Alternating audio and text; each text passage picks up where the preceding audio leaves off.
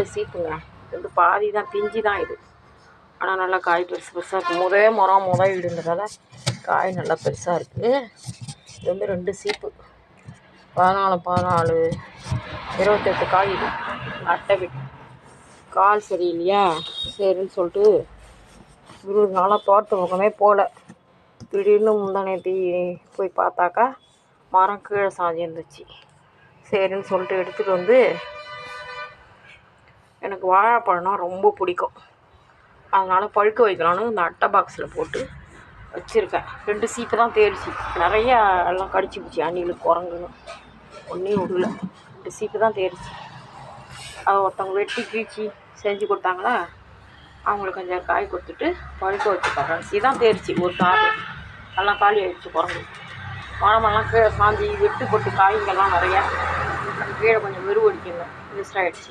இது பழுத்தாலும் உங்களுக்கு காட்டுவேன் ஃப்ரெண்ட்ஸ். இங்கே பாருங்கள், இந்த காய் வந்து வாழைக்காய் மரம் வந்து சாஞ்சி போச்சு. நான் ஒரு 25 நாள் தோட்டத்துக்கு போகல, காலில் அடிபட்டு இருந்ததுன்னு. அப்போ வந்து மரம் சாஞ்சிருந்தது, குரங்கு தாவி இருக்கும் போல். ஆனால் பிஞ்சிலேயே மரம் உடஞ்சிருச்சு.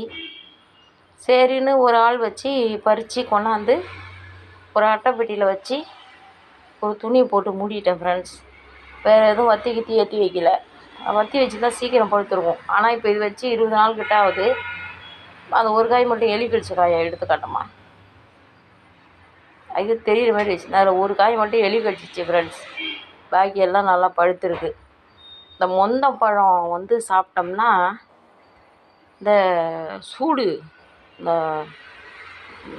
என்ன சொல்கிறது, ஆசன வாய் சூடுன்னு சொல்லுவாங்க இல்லையா, அந்த சூடு பயிற்சி உள்ளவங்களுக்கெல்லாம் ரொம்ப நல்லது. இந்த மொந்தம்பழம் சூடு குளிர்ச்சியை வந்து, இந்த பழம் ரொம்ப குளிர்ச்சி.